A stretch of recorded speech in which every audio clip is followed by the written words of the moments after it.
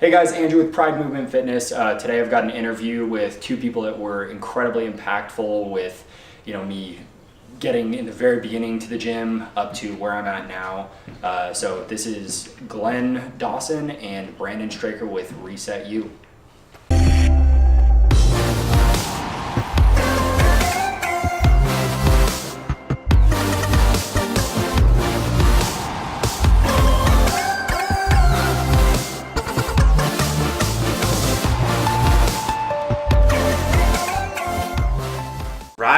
Welcome to episode 1 of Coffee with Andrew. Oh, yeah. Guest starring Glenn Dawson and Brandon Straker of Reset You Fitness. That's going to be the title of this? Yeah, Coffee with Drew. Coffee with Drew. You're just going to take a Coffee with Uncle Drew.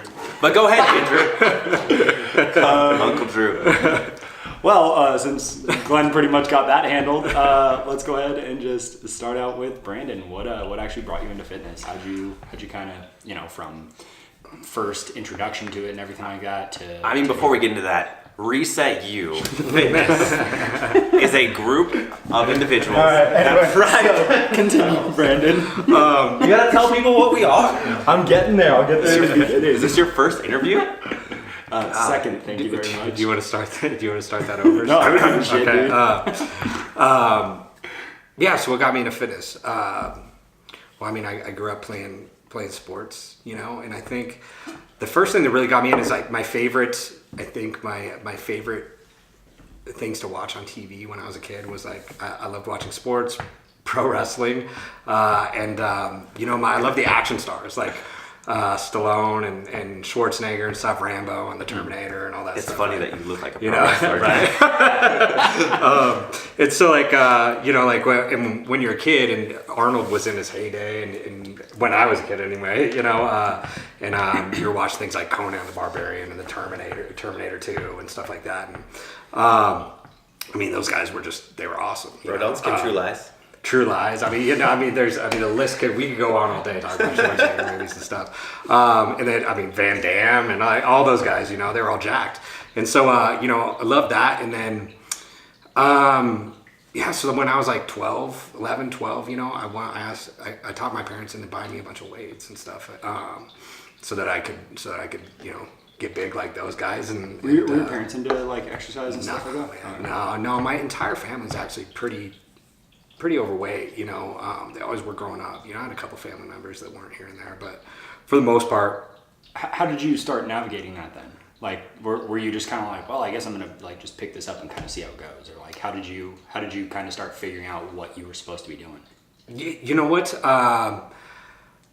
That's a good question. So right off the bat, it was through just magazines and stuff like that. Like most of the kids, you'd see you'd see like Schwarzenegger on the cover of one of the magazines. I forget what it was. Like I think the big one that he was always on back in the day was like Muscle Mag International or something like that. But I would get the magazines and stuff at the grocery store, and then you'd see stuff on TV, and I really didn't know what I was doing. You're a kid, and all you're at 12. And first and foremost, I shouldn't even been like trying to lift heavy at that age, and then you're just doing, bench press and bicep curls and stuff like that, you know what I mean? When you're 11, 12. And then, and so I wanted to do that to look like that, but also to be better at, baseball, football, basketball, that sort of stuff. Yeah, I hope doing all those curls really carried over into the sports. Yeah, not at all, man. And then, so I just, I got into it, lifted, took the weight training classes in high school and like lifted, kept lifting on my own. And then, when I was a senior in high school, I kind of got in the fitness business. I had a teacher, tell me, it was funny. I wasn't even it was like an elective, I guess, that kind of replaced English and stuff. My senior year, I only had 3 classes because I was way ahead on credits. So I took this class called Workplace Communications that was supposed to get you ready for the job world. And I had this teacher who said, you work a day, you do what you love, you never work a day in your life. And at the time, I was actually like parking cars at Dodge, and it sucked, and so I immediately went down to the gym after I heard that. Like him say that made sense. So I went down to the gym next door, told him I'd like do whatever, I'd clean toilets and whatever I could do to work there. and get involved in the fitness industry, and then quit my other job. Yeah. You know, with no notice, like a total asshole. That's actually how I ended up working with you guys. I don't know if I ever told you guys this. The way I ended up at the gym with you guys, Maria called me while I was unloading the back of a truck at this warehouse, and I like didn't care about the job at all. I literally had my headphones in, I'm listening to music, and a call comes through, and I'm like, hello, and she's like, hey, this is Maria. Can you come down for an interview? I'm like, yeah. She's like, when can you come down? I was like, when works best? She goes, can you come right now? I'm like, yep. Walked down to the warehouse and took an interview, got hired. But it's great, and you look back and like something like that can totally change Explains the a lot. entire course of your life, though, right? You know, like Yeah, exactly. the fact that you made that decision, although it wasn't the most It's mature, terrible, it's responsible, decision. Like that's putting it lightly. You know, is a very immature thing to do. Yeah. But like just like mine was, to quit with no notice and leave them high and dry. But had you not made that decision, you may not. Be Still where be you're chugging at through a now, warehouse. right? And that just goes to show too, like the power that teachers have. I think most of us, I think we can look back and we have one or two teachers that made a difference for us. Yeah. When we were in school, and like that was a person right there. Had he not said that to me, I mean, who knows? I mean, maybe I would have still gotten into, I was still interested in it and still loved to work out, but. Had he not said that, I may not have gone down that road. Things may have been very, very different, So for all the teachers out there, you guys make a difference, so take it seriously, be responsible about that.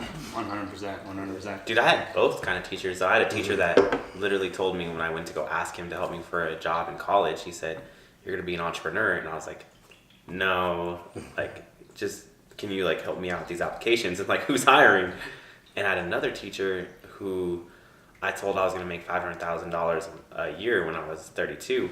And she was like, there's no way possible you're going to do that. And I was like, fuck you. Yeah. I'm going to do it. Like, and I appreciate both, because like one was like, put up or shut up. And like, that drove me too. And I still can like envision her when we were in her office and just proving her wrong. And then I had the other teacher who like was like helping me, right?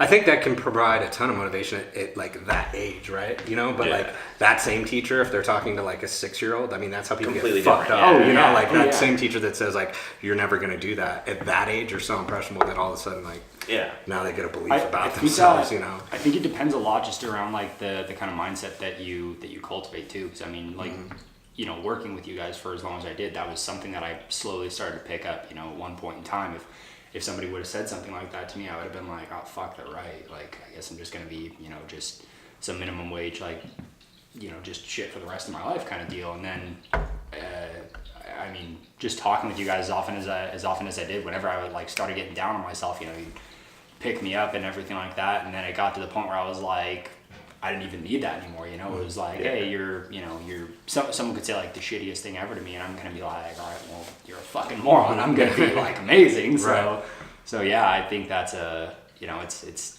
something that people can really like just push you into the freaking dirt and you can stay there. But it's why it's important to surround yourself with the right people, right? Yeah. Because like when you're surrounded with the right group of people, someone can say that shit and it's not going to faze you. When you're surrounded with the wrong group of people, or you're not surrounded by anybody, then it can break someone down pretty hard. What I mean?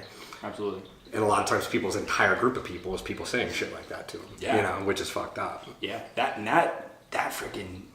So one of the things that, not to freaking toot my own horn or anything like that, one of the things, again, this is something that I got from you guys, is like, you don't want to just like push people down. You always want to try and pick people up. And like just over like the amount of like friends who are down on themselves, who are like, I don't get why you're always so positive. And it's just kind of one of those things where I'm like, what do you really get from not being positive? What do you get from having like a shitty mindset? And there's literally, as far as I can see, there's no real benefit to just being down on yourself and just like the even like the joking shit where it's like, and I'm still guilty of this sometimes, where it's it'll be something ridiculous where it's like oh shit, I woke up and stubbed my toe, I guess today's shit from here, like it just how quick you can like set that mindset and just set up your entire day or month or year to just be terrible. It's insane to me. But Anyway, Glenn, how'd you kind of end up where you I don't are? know if we're done with this story yet. though. No, we know. About how I got into working at the gym? Yeah. Or, well, yeah, so like at the gym, are we going to go all the way to reset you then? Yeah, we might as well. Why not? Okay. Let's do it. So I started working at a gym. They initially hired me as this like $8 an hour trainer that set people up on these old ass machines, right? That like beeped at each range of motion spot. So like it would be like a chest press where it would like beep where you're supposed to stop and beep where you're supposed to start. That's kind of cool. And so like it was actually kind of dope for these people, and it actually like each time they went in, it would tell them how many reps. I mean, it's cool that it showed them the range of motion. Like it was a shit program and it wasn't the right exercises for a lot of people, but at that age I didn't know anything. Like I thought I knew a ton of stuff, but like, you know, I didn't know shit. So what was a big paradigm like shattering moment for you where you're like, oh my god, I don't know anything? I mean, that happened years later, you know, years later. Well, yeah. Really when we started our business, it like, you know, it actually, I can say I've gone through several of those, you know, like, you know, and I'm sure I'll go through several more. Yeah. But so I was setting people up on these machines, and my job was to set them up on those machines, the real basic thing, and then to sell them personal training with the trainers that were actually like certified at the time, because I wasn't even 18. Oh man, you weren't even. Oh, okay. Yeah, okay, I wasn't that even makes 18 sense yet, and so like I was getting my certification, like studying, so that the moment I turned 18, I could be certified. So I was doing that, and then like I just killed it in the sales area. And I didn't really have any training on it or anything. I, you know, just cared about people, you know? And so I found out that you could make a ton of money doing membership sales. And this was back in the day when like... Commission was real. Yeah, commission and gym sales was shady, you know? People were charging like $300 to enroll. You're paying like $60 a month for a pretty shitty gym. You had a processing fee. You had year contracts and stuff. Yeah, you the know, annual like, fees. yeah, And the maintenance and fees. so like yeah, so but you could make good money, and so I remember begging the manager that I had at the time to let me do it, but for some reason he wasn't a big fan of me, even though I was like the one that originally hired me left, and this other guy he wasn't a big fan. So you know, moment I didn't like you. What's that? Why do you think they didn't like it? Man, I don't know. Like I'm not 100% sure. I just think it had much more to do with him, you know. Just kind of the ego of Yeah. seeing the potential in you. Yeah, I don't know. Yeah, 100%. But I can tell you this: like he said, like he didn't think I would do good, and so kind of like that lady that you were talking about. You know, just there's a lot like that lady. You know, when someone doesn't believe in you. So like this is down in Gardnerville at the time, and it was this company called Nevada Fitness. They had like 7 gyms or something like that in the area. And so I ended up transferring down to this gym at Carson, like right when I turned 18, to do membership sales, because I was going to go to like community college down there and stuff too at the same time. And I started doing sales. And so like my entire mission in life was to just destroy everybody at his gym in sales. And so like I legitimately worked like, you know, if I would get there, and you had to be on like rotation, right, to do sales, you know? Yeah, and to be first on rotation to get the people coming in that wanted to buy memberships, the deal was like you had to have so many appointments, and then you like the first person at the gym that day was the first person up. So like if you showed up to work, you were a salaried employee, so you didn't get paid hourly and shit. Yeah. You just beat everybody else to the gym. So I'd be showing there at like 5:45 in the morning, right? To beat everybody else to the gym and be hanging out there. You know, and then talking to members, and then like I would hustle, and then I would go to school for like 2-3 hours in the middle of the day, and then I would come back and work till like 8 o'clock or 9 o'clock at night. And then just go home and go to bed. And I did that. And then my first month, I remember I was like 3rd in the company. And then after that, like I was the top salesperson for about 13, 14 months, just smashed all these guys. The funny thing is that manager that didn't believe in me, after I'd been, you know, the top salesperson for about 8 months, he got transferred down to my gym, and he was my manager again. And then he was like my best friend all of a sudden, you know. And then I figure he's probably picking up some commission off of you or something, or picking up like bonuses because you're killing it. Yeah. So suddenly you like someone more when they're making you money, I guess. Yeah, exactly. But yeah, then I got my first job as like a GM of a club at night when I was 19, and did that for a few years, and we had a consulting business where we traveled to different gyms around the countries and helped them with their sales and personal training personal trainers, teaching them how to train. And this entire time I was doing all that, I was also a certified trainer, training people. And then, a couple years after that, I quit the fitness business to get a real job. I decided I was going to be a financial advisor, and I hated it. I did well at it, but it wasn't my passion. I went back to Gold's Gym at the time, and then which later turned into Fitness Connection, and they hired me to run their personal training department, and that's where So Glenn you actually came into that job as the fitness director or whatever. No, I came in as a trainer, okay. And then they fired. So I started in like the end of November, December. It's like 2 months, right? Yeah. And I started the job real quick. Yeah, I was training people. I was just personal training. At the time, I just wanted to train people, and then I wanted to go back to school, and then potentially become a strength trainer for like a pro sports team. Was really what I wanted to do. And my wife at the time was, an RN, and we didn't really have any bills, so like I was just going to go to school and train people part time. Mm-hmm. And so wait, was Glenn already working there? He was at the Sparks gym, yeah. And then I was at the Cars or the Reno location. So I worked there for about a month and a half, and then or 2 months, and then the fitness director that was there at the time, she got canned because they had like their worst sales month in January, the biggest month of the year in fitness. And so then the manager that I had at the time, a gentleman named Jesse, who I had worked with at the financial advising place, and then he worked as a salesperson when I was working for that other company. He told the owners about like my background and stuff, and they brought me over, and that's where I met Glenn, and we worked there, and then went from there to starting our company. What was your first impression of Glenn? My first impression of Glenn, good looking kid, that was the first thing you thought of? Well, I thought, yeah, Man, that guy's pretty cute. I thought he was a good looking kid who talked a lot, talked a lot of shit, and worked his ass off, Mm-hmm. It's a pretty good first impression. That's about it. Talked a lot of shit for sure. That hasn't changed. Yeah. So what actually made, I'll kind of ask that together. What was your rise to here, Glenn? What do you mean? Like how'd you get here? My whole life, just like Brandon, like I was into fitness and like being healthy, like with martial arts, like football, like everything, and I always wanted to be better. I was always working for better. I think it's because like martial arts, like the mastership. I was always trying to be better every single day, like trying to grow myself. And I became a trainer because I got let go when GM crashed. I was like the only lot lizard, or like the guy that parked cars. Yeah. And they let me go after they told me I was going to go down with the ship. And the manager, I'll never forget, his name's Greg Overby, super good guy. He was crying in the meeting, and I was like, dude, it's okay. Like, I totally understand. And it was funny because I was making more money than like the oil techs, and I was the valet, just because I was running back and forth busting my ass. And it was cool that you were talking about how that one boss like liked you and then the other boss didn't. Like I've always, like every single manager I've always had, thought I was like the gift of God. Like I was like the best guy ever.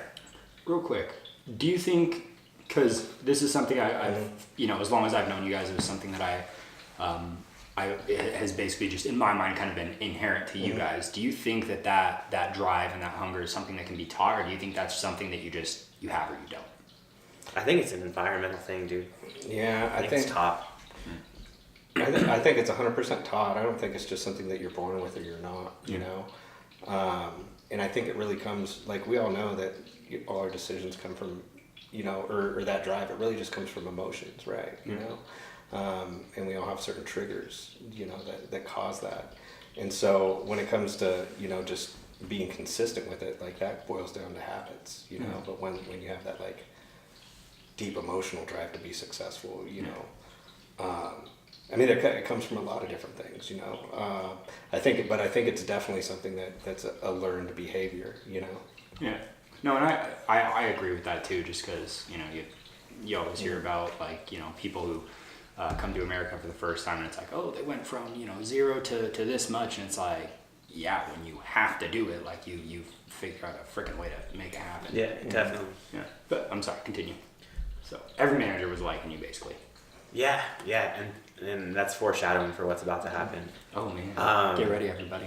So I leave there, and then I was broke, didn't have any money, college student, and I remember like all I wanted to do was be a college student, and then I was like, well, pretty good at training, and I got in as a trainer at Gold's Gym, and I cheated on my first ever certification to get in because I wanted to get in super early and didn't want to research.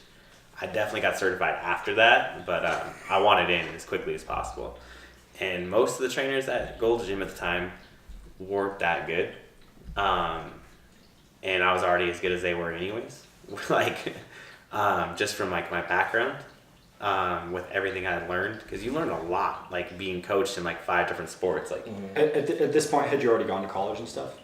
yeah, I'm like 19 now. So I've been in college for like 2 years. So okay? So you hadn't graduated yet, or you hadn't left college? Okay. Is this before or after the injury?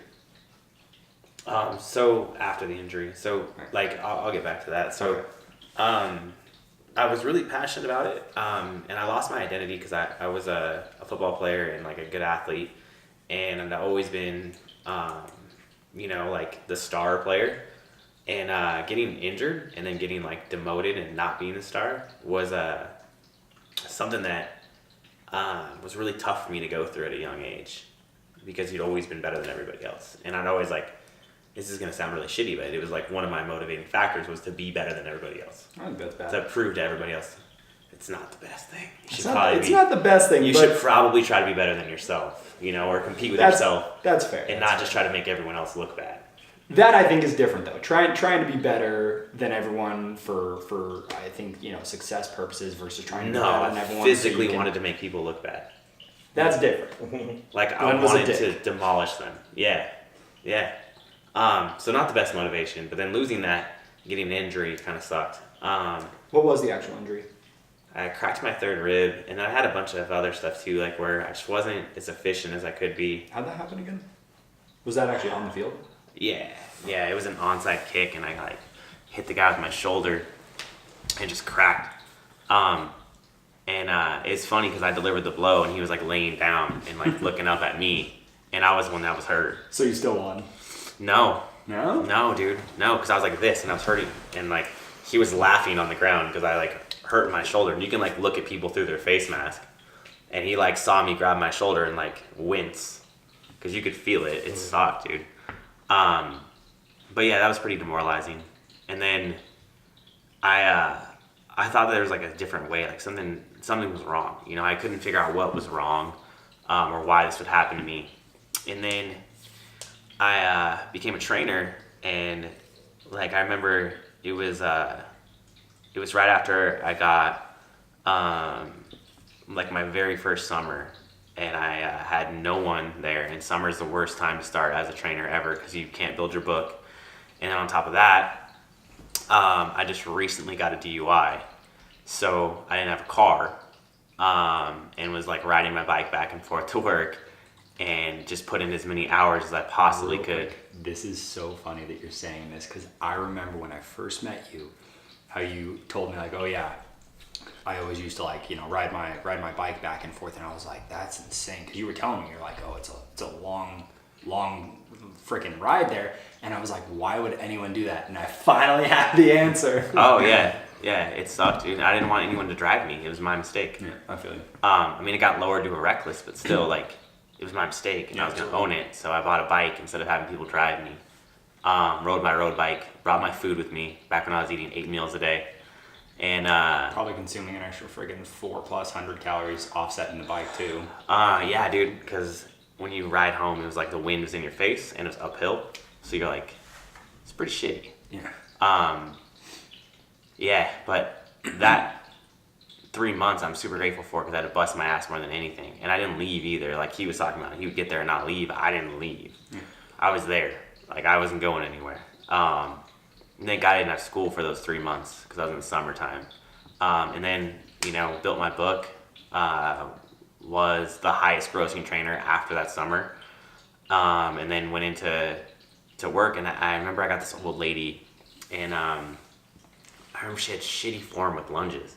And I was like, why do you have so bad? And she's like, my knees hurt. And I was like, well, your tracking's off. Like, I don't know what to do. And I started doing research and more research on like her functionality of the knee, mobility, everything. Try to figure out what the hell was wrong with her, because the athletic workouts that I learned in college weren't working for her. Yeah, and it was frustrating to me because I felt like I got a short end of the stick with my training, and I wasn't gonna let that happen to her. Yeah. And then so I fixed that, and then I get another person that I couldn't help, and it was like, no, I gotta figure it out. So that was like basically my growth pattern, and like learning is like, I can't let this happen to them. And it even fueled me even more when I'd see like other athletes like me get injured that didn't have to happen because of like shitty training. And it got me even more and more angry, and like just reading books and just craving more knowledge to make sure it doesn't happen again. And this entire time I'm getting really good at being a trainer, I didn't care about being a trainer. All I wanted to do was be a big wig in a business atmosphere and wear suits to work, and like had no idea that I was going to be a trainer. I just wanted to do a job that I would hate, basically, and be in business. And so I was going to school for marketing the entire time. And then I met Brandon. He had actually told me like, hey, like, you're a good trainer. We should make you a manager. And I was like, I don't want to do it. I was afraid of it because I didn't want to like get stuck in being in this gym, because I wanted to be this huge marketing guy.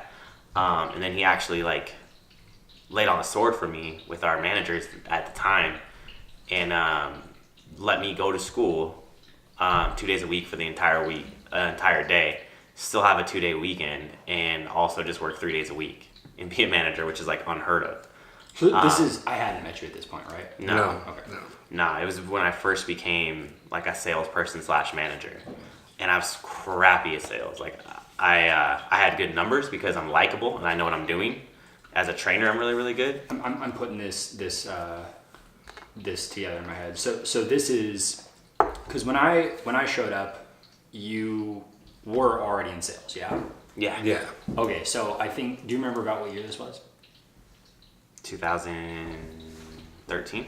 Okay, so yeah, okay. I got No, it. when we met you, 2013. No, because so I remember when I very first met you, my very first impression of you was very, very much the opposite of yours. I was just like, this guy's a fucking dick, because I remember. Even after the assessment? You know what? I actually do remember the assessment with you. I had forgotten about that. Actually, I think that made me dislike you even more, because I'm in this mindset where I'm like, oh, I read this on bodybuilding.com. This guy doesn't know what he's talking about.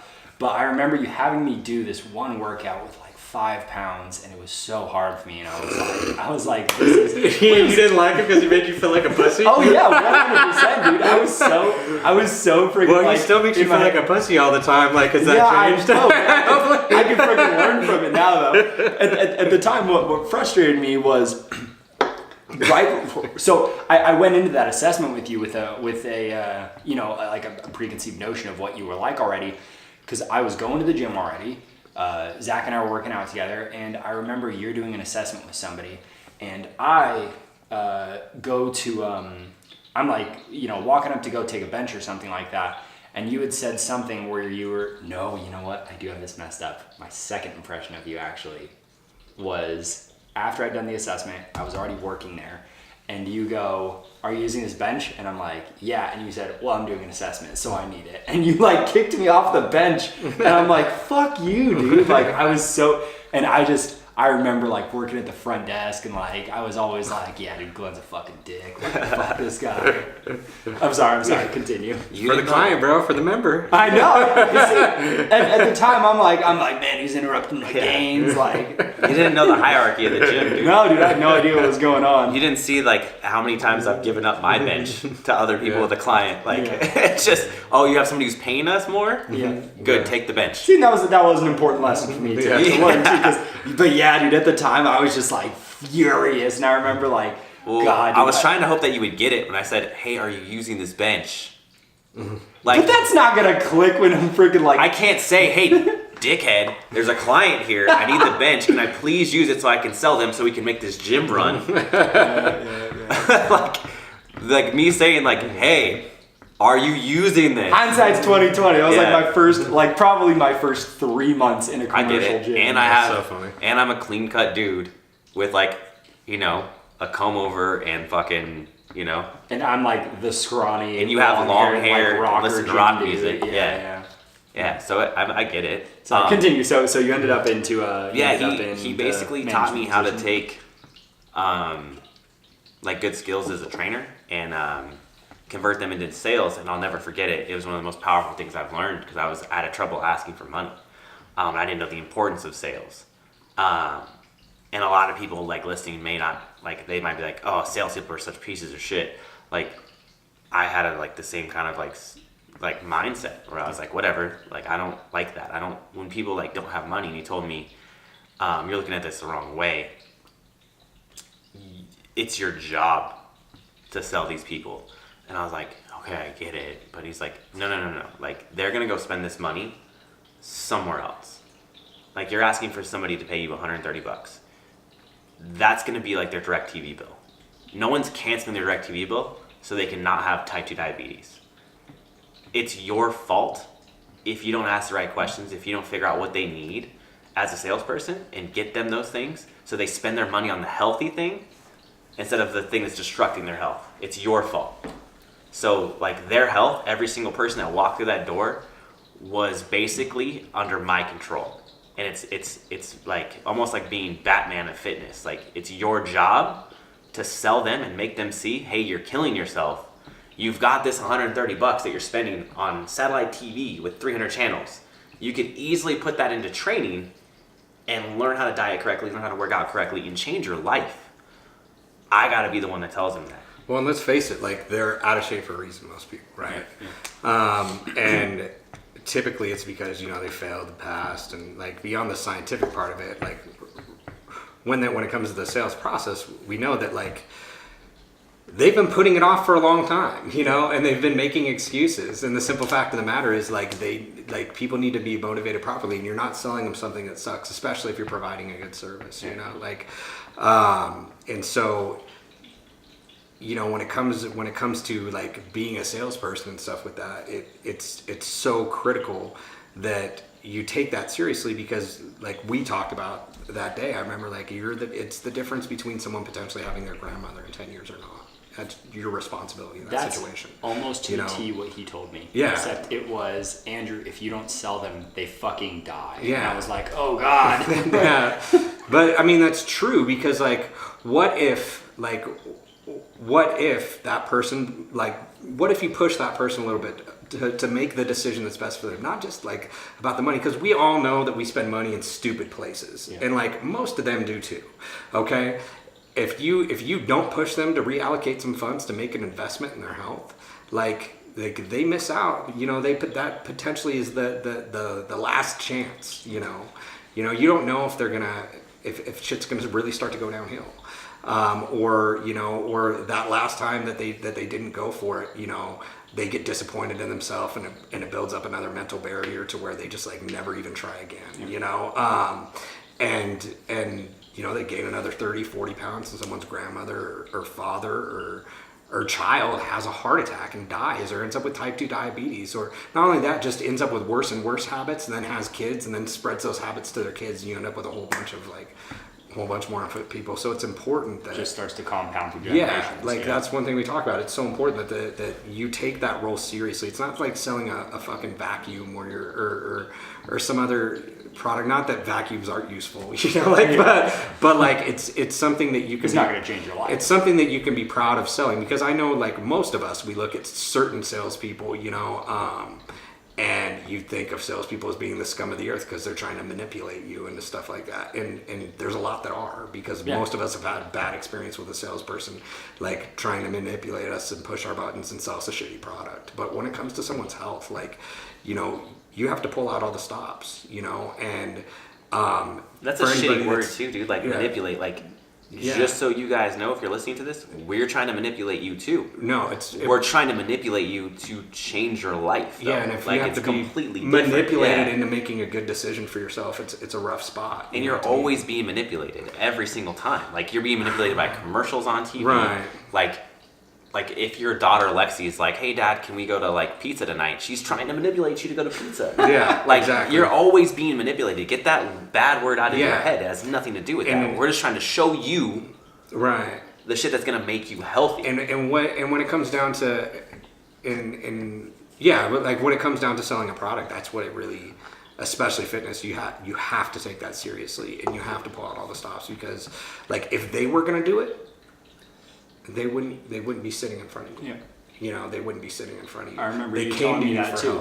help, Like people, so you were like, the barrier that always hit me was I think I'm just gonna try it on my own. And I kept coming to you. I was like, I don't know what to say to that. Like, I get it, because it was something that I did for the most part on my own. I did a lot of research on my own. But the reality is, when you're a freaking 19-year-old kid with almost no responsibilities, I can fuck off and watch YouTube videos and learn for 3 hours. But most people don't have that thing. So you're like, okay, they're gonna try it on their own.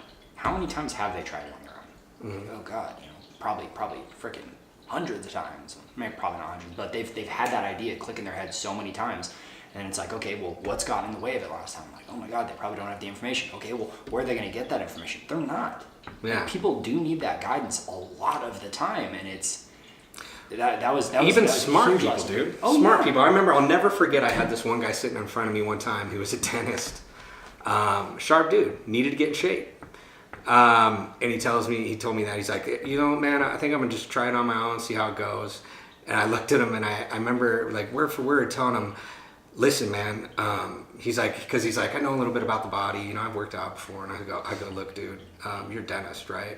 He's like, yeah. And I go, what would you tell me if I told you, you know what, the teeth thing, I kind of know how to brush my teeth. I dabble in flossing, like, I think I'm just gonna try to do this root canal on my own, like your health is that important. Like, like you would tell me I was a fucking idiot, right? He's like, yeah, he's like, sign me up, like at the end of the day, like what people don't realize, the choices that they're like, you can't just like, well, most people can't, like the whole, I'm going to do this on my own. You doing this on your own is what got you, is what got you to where you are. Like, it's, there has to be like some. It's important to learn and fail, and to still learn on your own and to fail on your own, for sure. You have to have a balance there, but you still need mentorship. Yeah. You still need coaching. Like we've had to learn that. Like we're not the perfect guys. We're two people that are highly motivated that like to learn shit on our own too, and then completely fuck it up.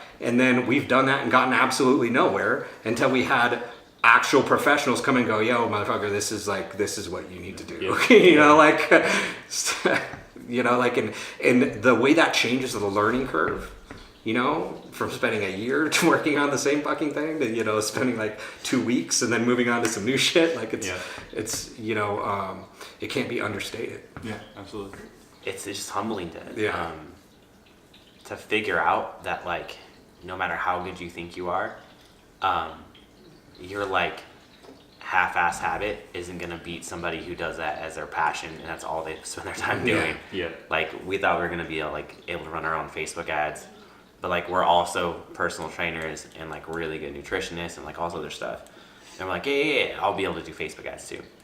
We never did anything successful with Facebook ads, not until we hired somebody else. And I know how to run them. And I could do them from other people's businesses that are like easy, but like fitness is like one of the most competitive industries you can get into.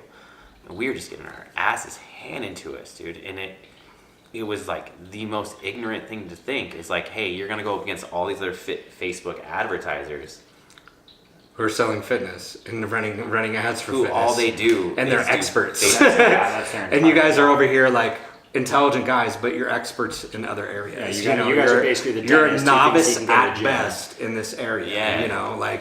And that's okay. Like, we don't have to be an expert at that. Like, that's why there is experts, but you have to come to that realization. Go, look, I'm going to be an expert at the shit I'm an expert at. We just had to get good enough to afford those. Yeah. We had to make slam some shit together enough to be able to afford those guys to help us. But yeah.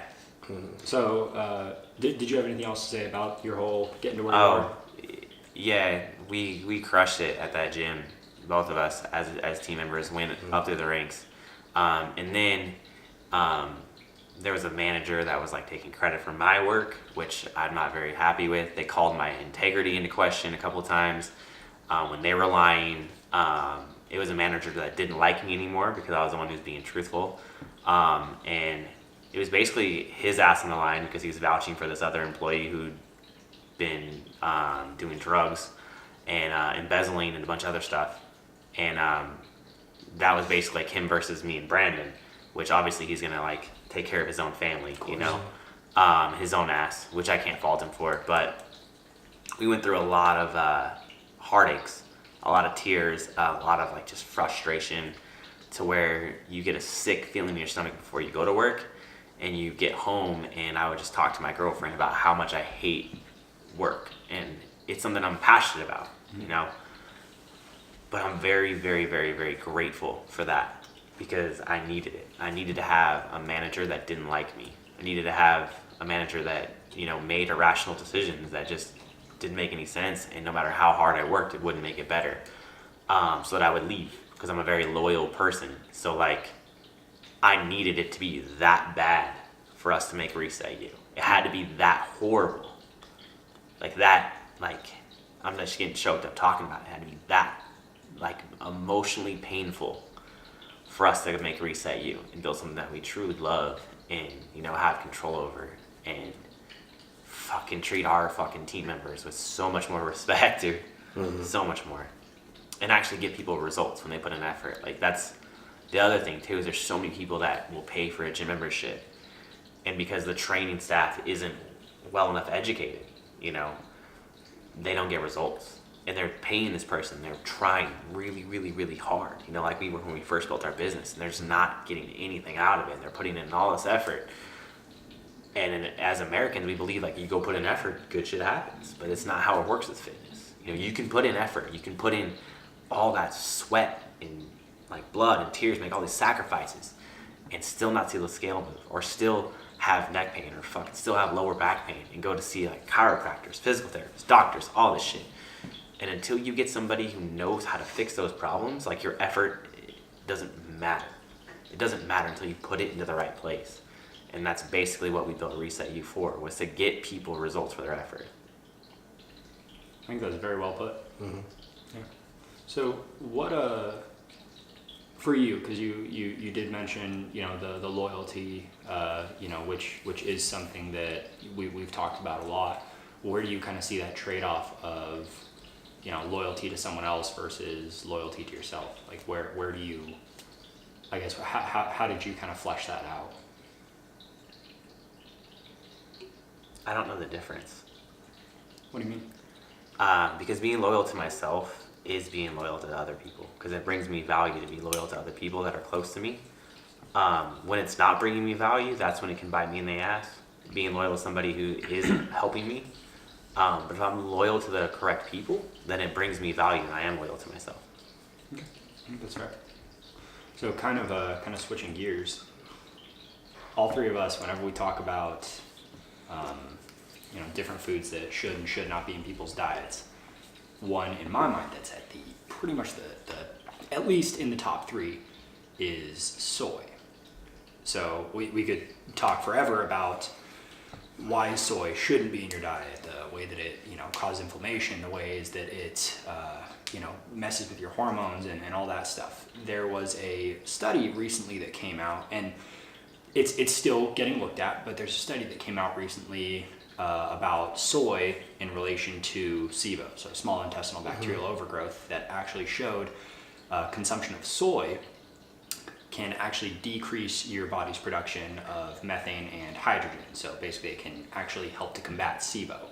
Are there any other, and the thing is, this is still getting looked at. This is not set in stone. There's no meta studies around it. It's just still getting looked at, but it was something that I thought was really interesting, because all I've ever thought is soy is bad, soy is bad, soy is bad, unless you're a vegan and you've made that mental switch to it's not about me, it's about the animals, of course. But are there any foods that you guys can think of where you go, you know what, this is bad, but there's exceptions like blank?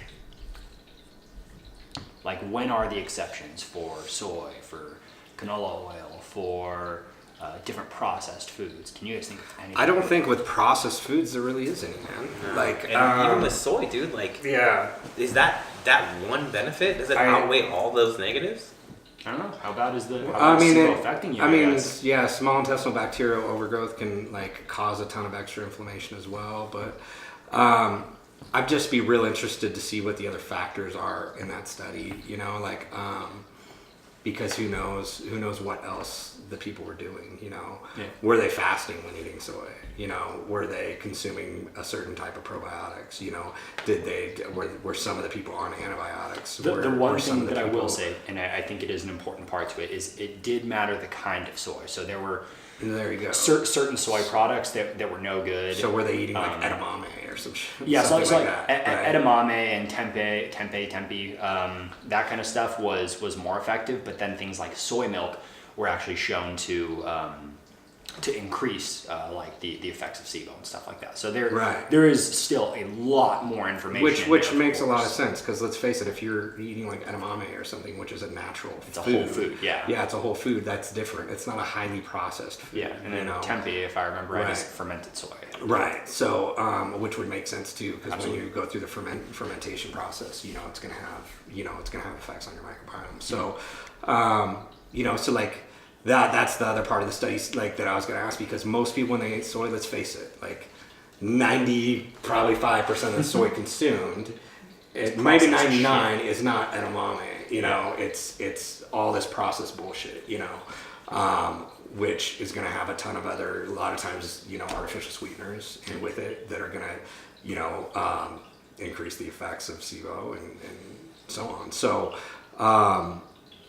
I mean, you got to take those with a grain of salt, and you have to know how to read the studies and what they were going for, and then also like who funded the study. Like, let's face it, like who funded that Soy study? Farmers for America is producing that study. It's probably so like, and if it's for sure. So like if it's which they're not. If it's a vegan soy company, then like it's gonna make sense that it turned out that way, because let's face it, like when people's jobs are on the line, it doesn't benefit them for their study to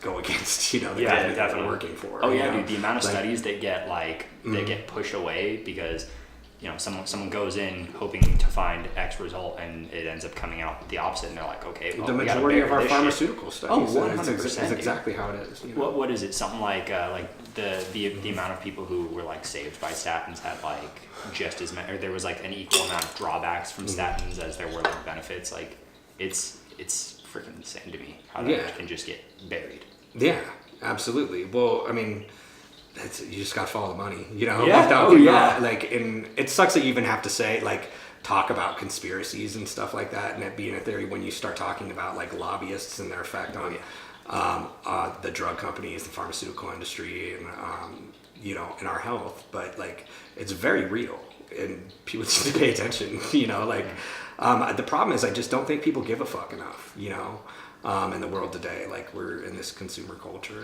where everybody's just trying to have more shit than the other person, and the people that aren't trying to have more shit than the other person are over here just like social justice warriors trying to give people shit about wearing fucking braids or something like that. Like it's and people aren't thinking about stuff like like what really matters. Yeah, what's really going on, with our food sources and the drugs and like these scientific studies and stuff. So kind of. Go ahead. We never answered your question though, because you oh yeah, sorry. I was about to caffeine, continue. Stevia. Yeah. Stevia. Why that? It's shown to have positive effects on insulin sensitivity. Yeah, and it increases hunger too though, so it's like a double-edged sword. But wait. Oh, okay. I got you. Stevia, yeah, and caffeine. Obviously, if you like overdose on caffeine, it's like a drug. It can fuck with your sleep. It can like trash your adrenal glands, but also like raises your heart rate. Who shouldn't consume stevia?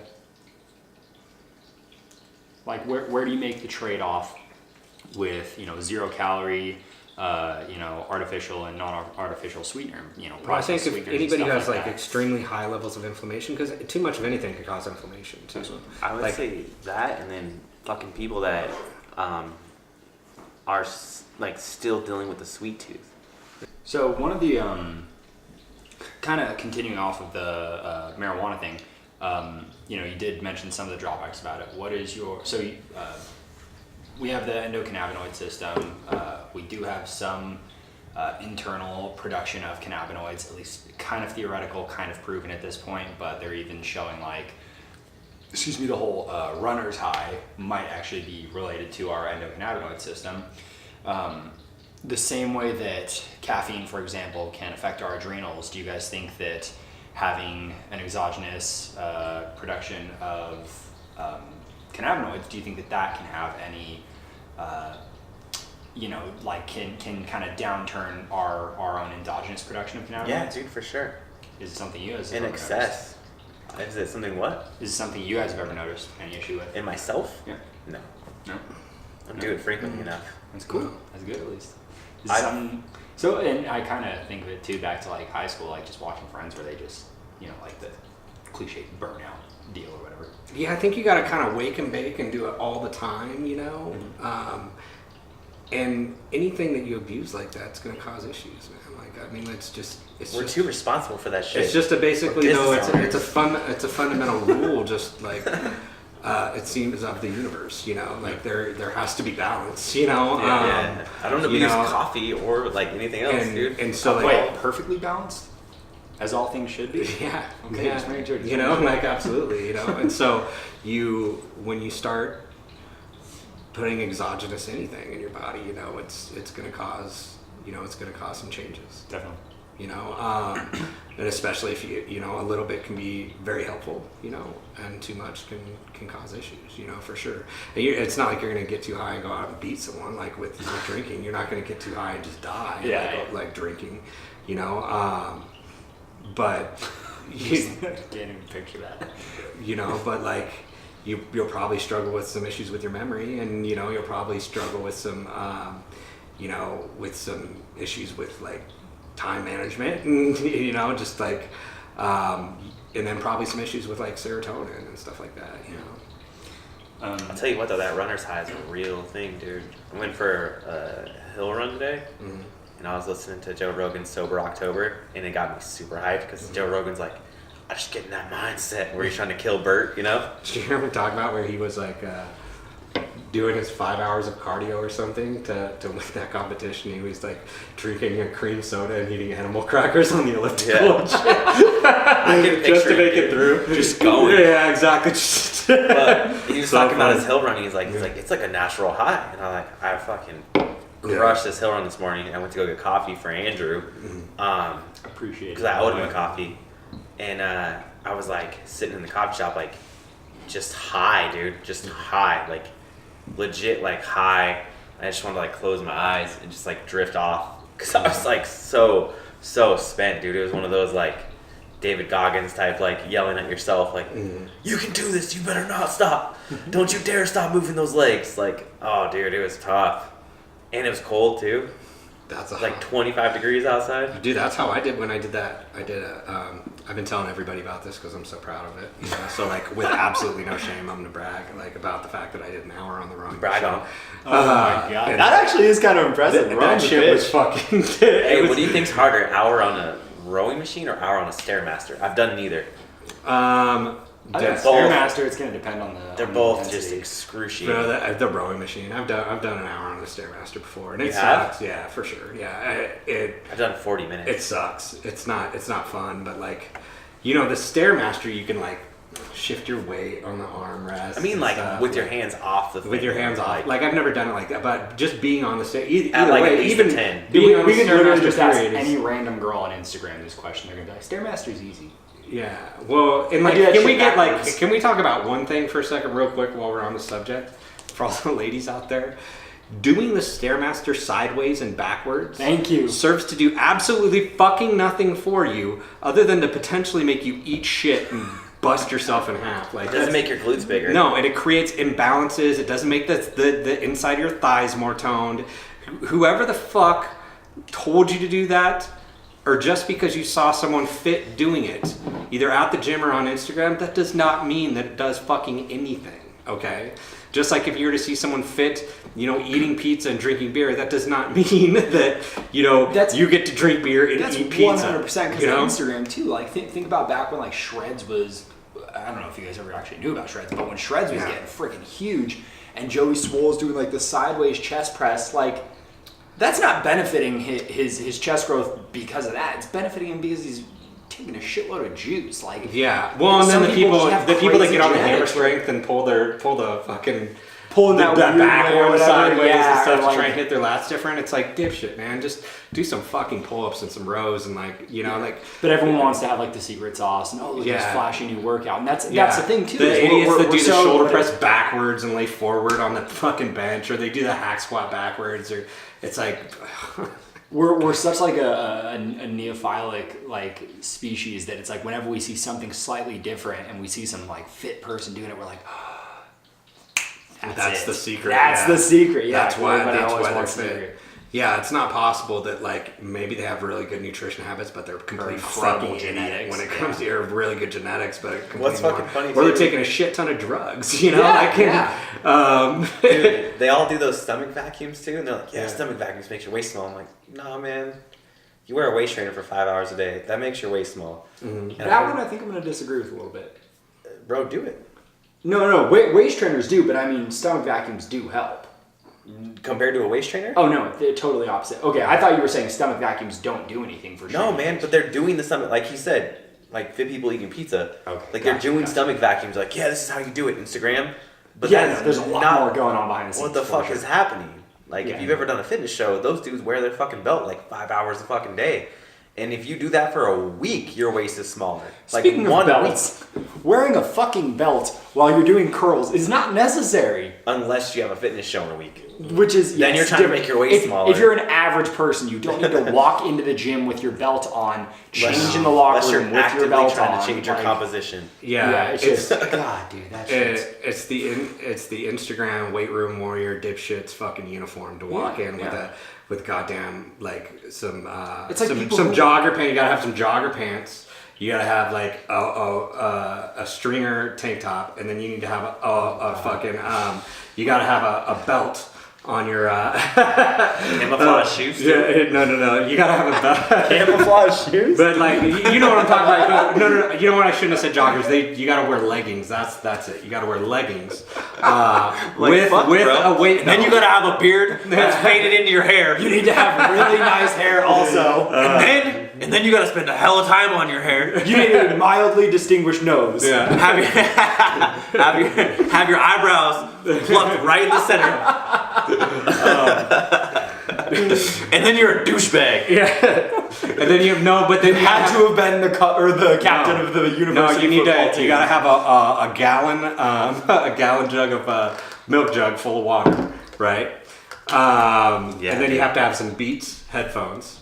I think, don't you? 100%. Over ear. Well, no. I take that back. You need to have a hoodie where the sleeves are like cut. That's it. Like that. And it's got to be cut. It has to have a hood attached to it. Can we look at the camera right now? If you've ever worn a hoodie without sleeves on it, you're a fucking douchebag. Why are you doing that? Yeah, Jesus Christ, pick a temperature. Is it cold or hot? Yeah. Did your ears just get cold, but not your shoulders? I don't want my. That's what the overhead beats are for. Jesus. I don't want my hair to get fucked up by the rain. But like, if these guns get a little water on them, it ain't gonna hurt. Are you fucking kidding me?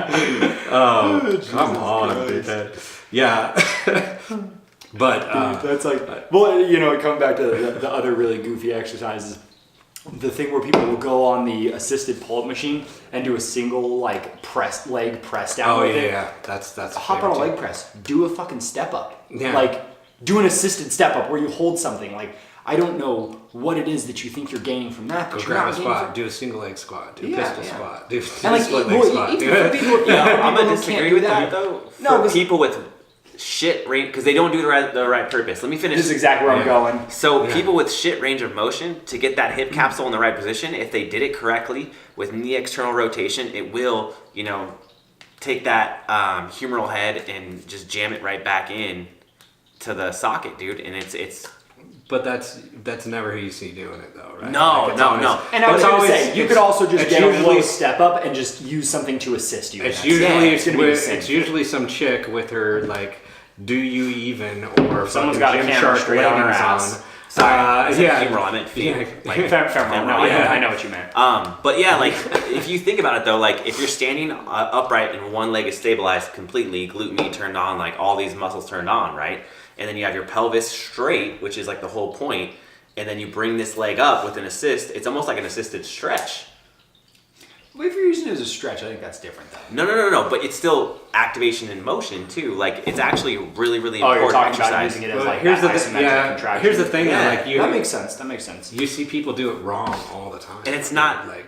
I'm not talking about the fucking Well, girl. yeah, I was gonna say once again, like I'm it's- talking about like somebody who's like this, and they're like positioning it here to get like this hip capsule straight, and then push down. Can we zoom that camera? I'm just kidding. But it makes sense then, right? Yeah, no, absolutely. Okay, so you're right. Yes, there's always these exceptions. And you wouldn't be able to do that on a leg press because you can't put your leg down and then get the leg press with that same range of motion and have the stability of the other leg muscles all firing. Yeah. So could we find a reason for it? Yes. Has that ever happened in a gym? I'm gonna do a No. fucking video about that No. shit just and then tag Pride Fitness and be like, hey, here you go. I'm gonna forward it and be like, glad I could help. Yeah. So one of the big things that, and we talk about this a lot too. One of the things that's like taking over the entire fitness world is like anti-inflammatory, decrease your inflammation. There's people who Is it? will be, yes, are you kidding me? That's like all I freaking, maybe I'm in this feel echo like it's chamber where niched everybody's down. talking about. I think maybe you're getting retargeted and stuff because I you surge find- inflammation. I might be, but let me rephrase that. It's all because I listen to a lot. I Right. listen to and read Yeah. read a lot of information. That's so your perception. I guarantee you it's not like that. Because you can go scroll through someone else's phone.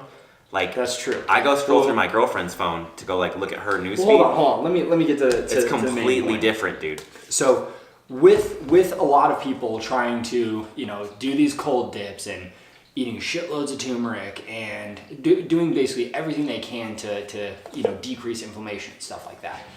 Obviously, there's a reason to decrease inflammation in their body, but I think one of the things that kind of frustrates me is you decrease the hormetic effect of exercise, where your body's not going to adapt, and you're not going to end up getting that response if you're just constantly just quelling that inflammation.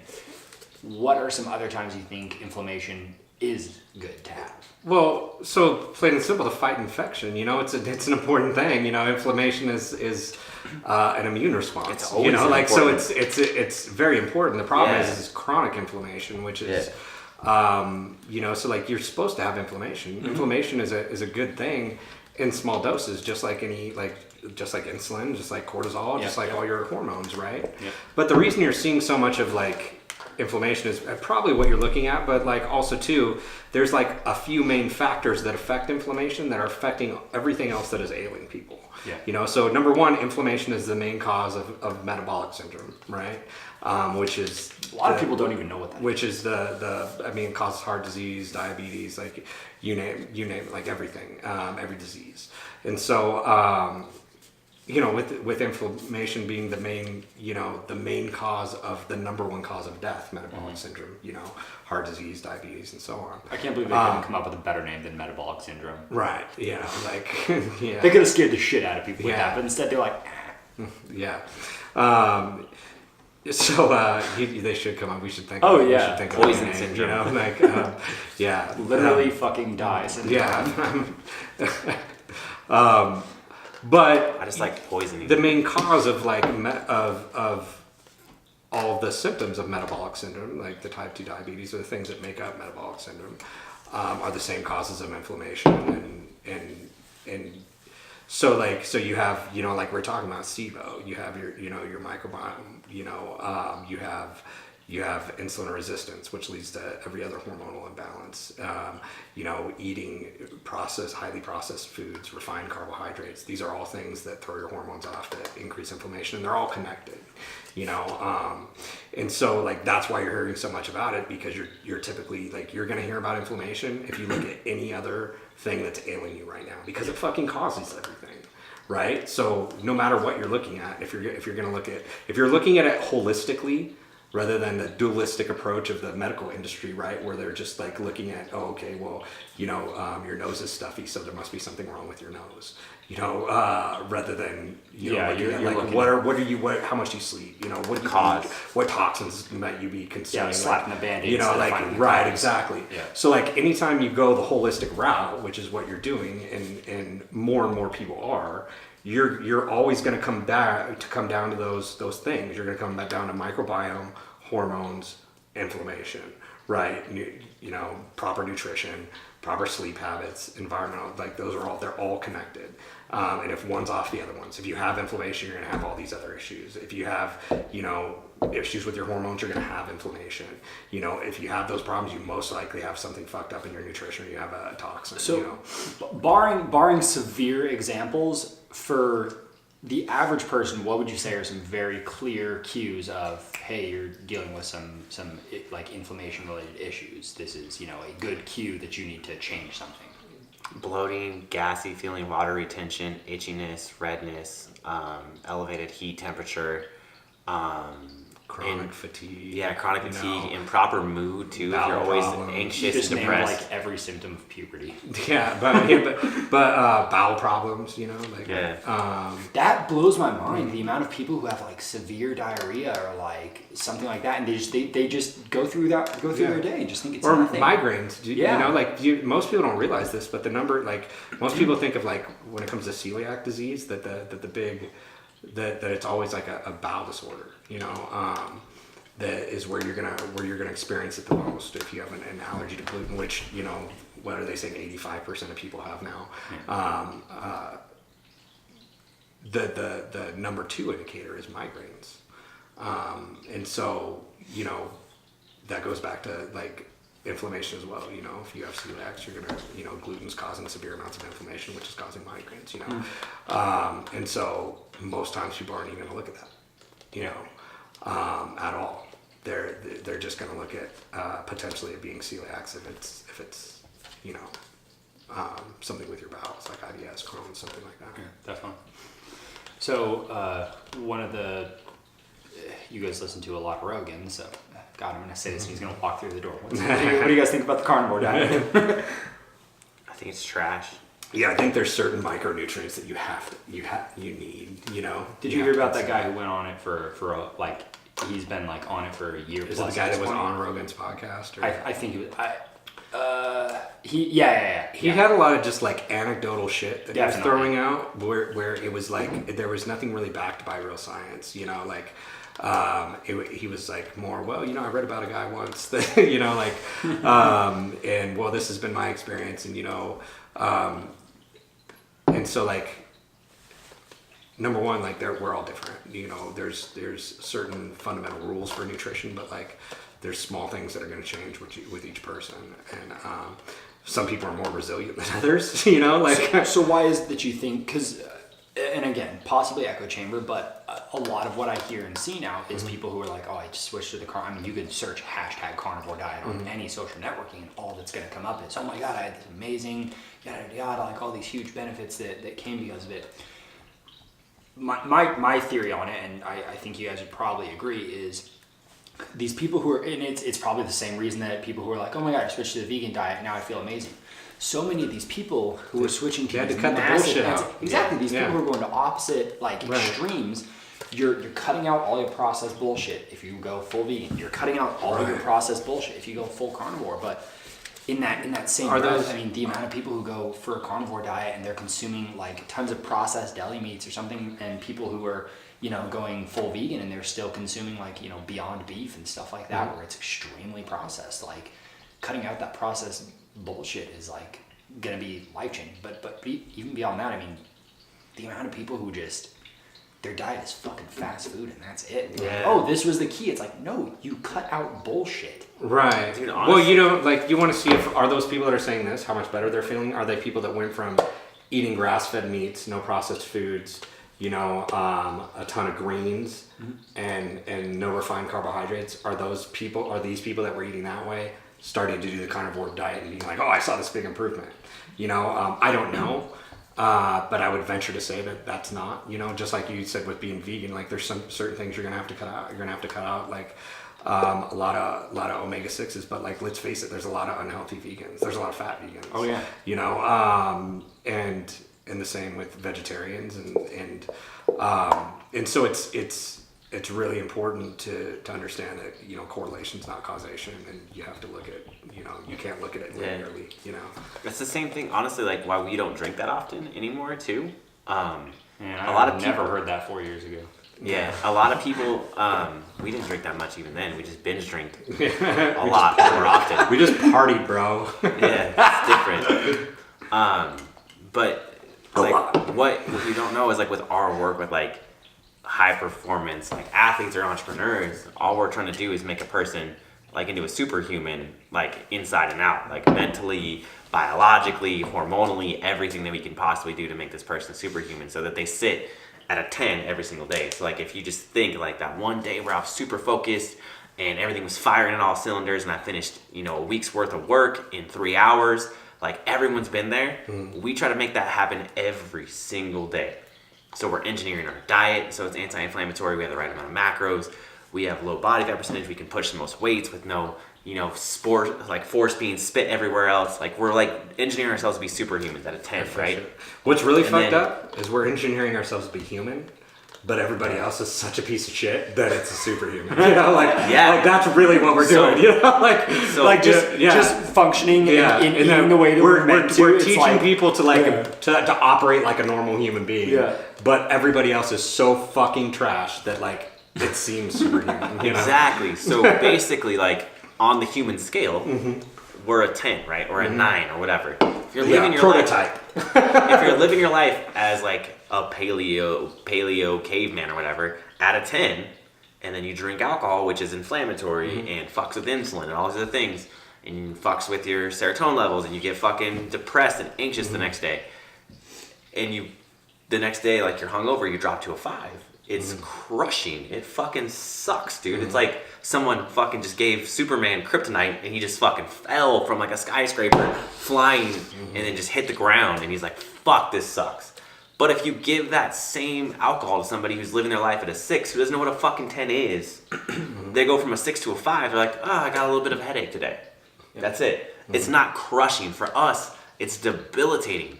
And most people, they don't optimize their lives to live at a 10.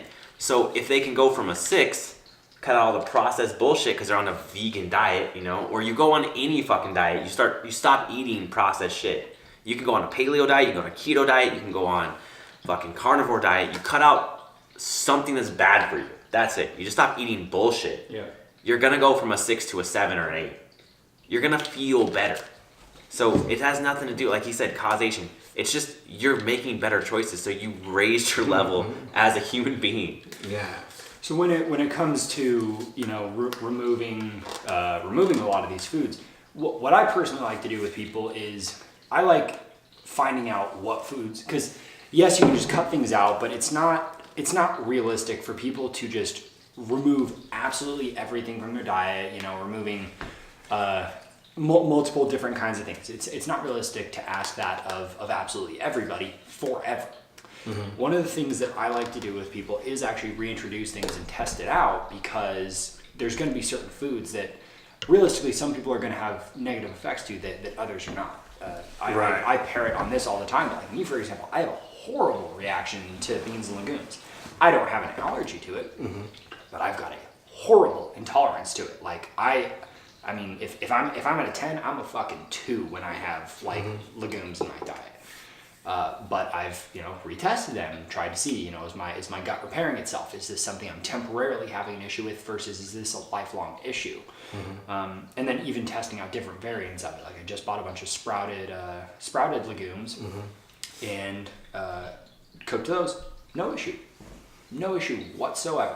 Why do you want legumes that much in your diet? I I'm never don't. like. I don't. It's not just the to thing that test it, you know? But it's exactly. It's I think it's important to know, is this a permanent issue or is this something that your guts like? So hey, that's- here's proof your that you're curiosity- running. That could be a lot of different stuff, Yeah. but you can make the hypothesis that it's like a toxin in whatever you're getting that's really causing that, something that, some sort of preservative or whatever. Now That, your boy's going all natty. what's that? I'm going all natty. Yeah.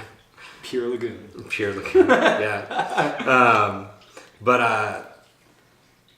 But basically what I'm saying is, how do you think it's an important thing to actually test foods that are quote unquote bad for you? yeah, I mean, that's something that we do with our clients. So like one of the things that we do is we do like the 7-day carb test, similar to like what's in Rob Wolf's book, you know? Yeah. Why Yeah, and that's a great book. yeah, it's a very good book.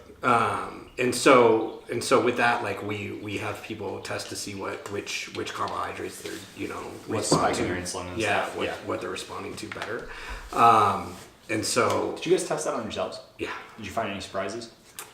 I respond pretty well to like sweet potatoes and stuff. I respond pretty poorly to most of them though, like to all types of rice, any grains, What about you, Glenn? I never tested it. No. I do well with berries too.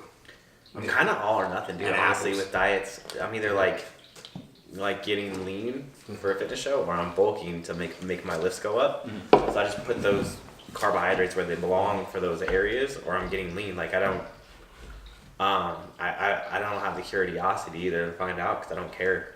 Like for myself, maybe I will when I'm 40 and it's harder for me to get lean, but right now I don't give a shit.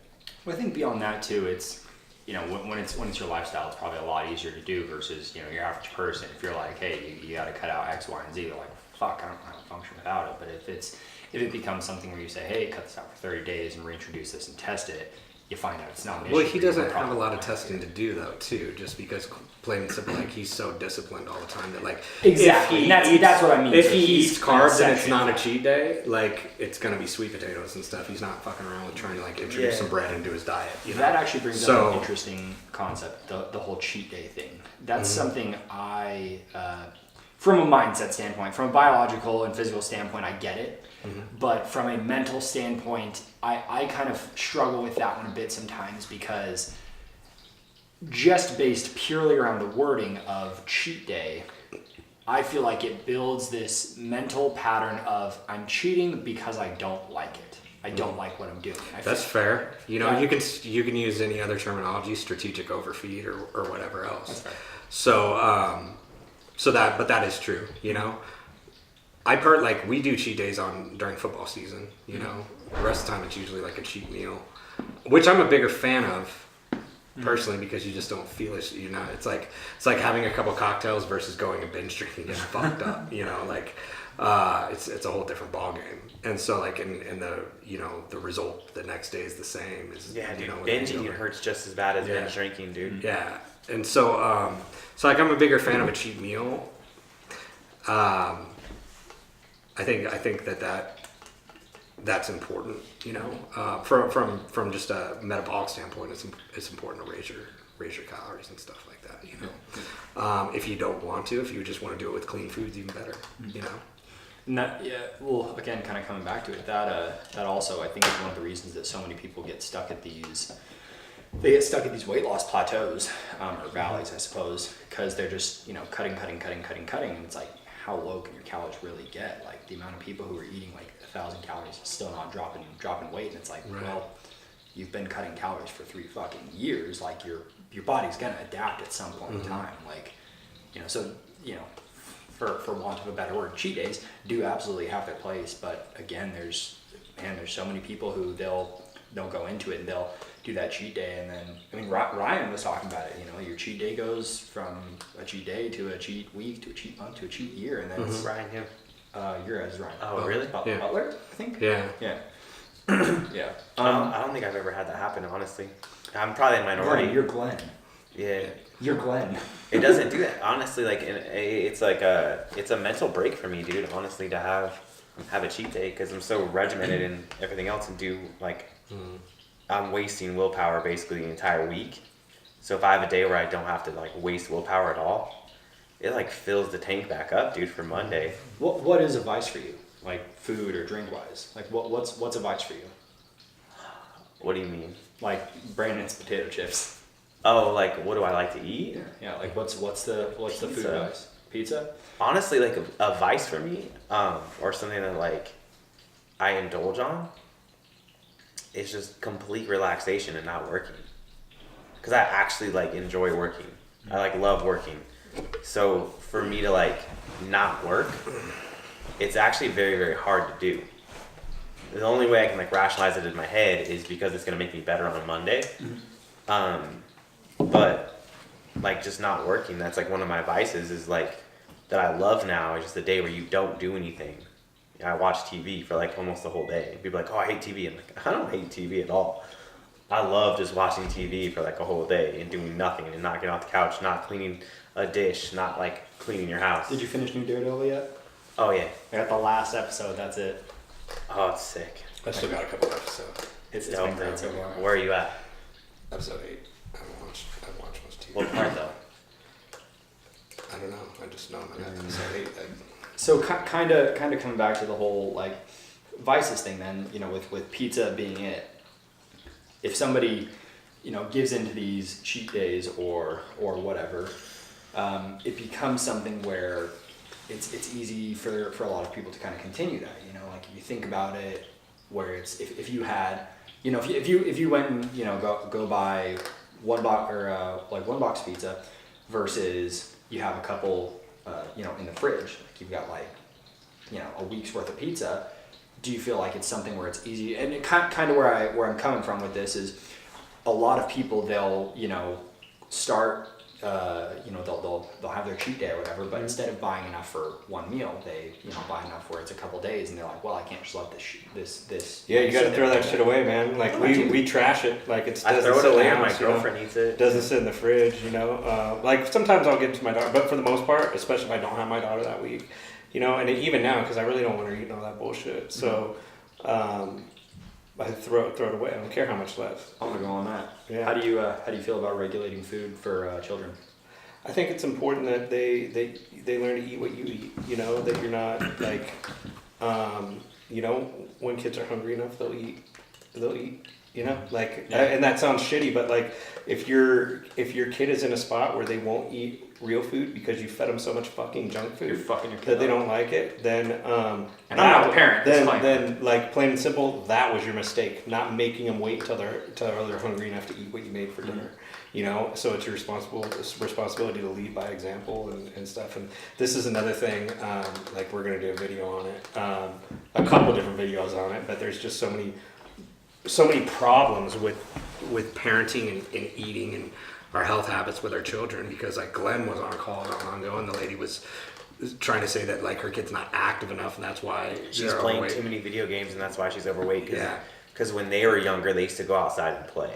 Yeah. This is a lady I just had talked to about how the amount of exercise you do doesn't make you lose weight. It's the food that you're eating. Right. And she also didn't have a job and was living off of her foster child money. Mm-hmm. And like just a complete like trash of a woman, there's no other way to say it, who was just poisoning her kids and then blaming the video games. Like, no, like you're feeding them poison every single day. That's why your 8-year-old daughter's 120 pounds. It's not because she plays too much video games.